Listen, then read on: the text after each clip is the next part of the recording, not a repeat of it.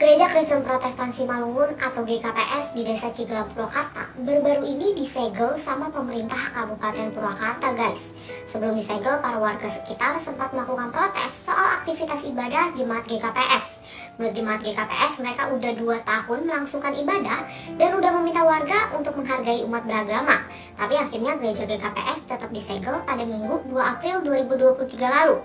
Bupati Purwakarta Anna Ratna bilang penyegelan dilakukan karena bangunan gereja GKPS ilegal buat digunakan sebagai rumah ibadah. Terus penyegelan juga dilakukan buat menjaga suasana kondusif di Purwakarta. Emang bener sih kalau gereja ini nggak ada izinnya, tapi yang perlu ditelusuri lebih lanjut, kenapa sampai bisa nggak ada izinnya? Kayak kasus yang udah-udah, kita tahu kalau ngurus izin gereja itu susah banget, guys. Dalam surat kesepakatan bersama 2 menteri, ada syarat pendirian rumah ibadah harus disetujui 90 jemaah dan dukungan masyarakat setempat paling sedikit 60 orang. Gimana cara dapat dukungan masyarakat sekitar kalau beribadah aja diprotes? Rasanya aturan ini malah mempersulit nggak sih?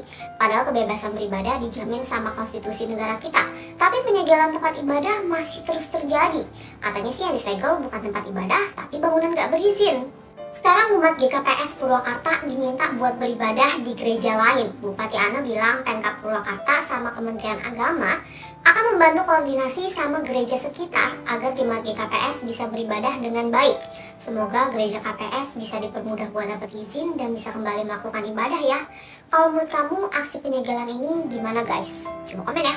Aksi pembubaran paksa terhadap ibadah jemaah Gereja Kristen Kemah Daud terjadi di Jalan Soekarno-Hatta, Rajabasa, Bandar Lampung.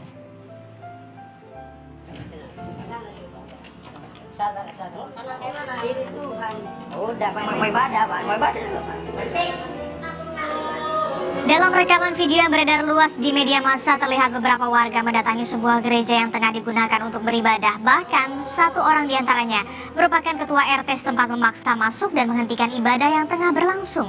Mereka juga memaksa para jemaat untuk bubar.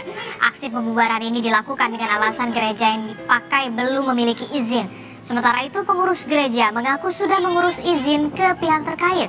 Kini aksi pembubaran ini ditangani oleh kepolisian setempat.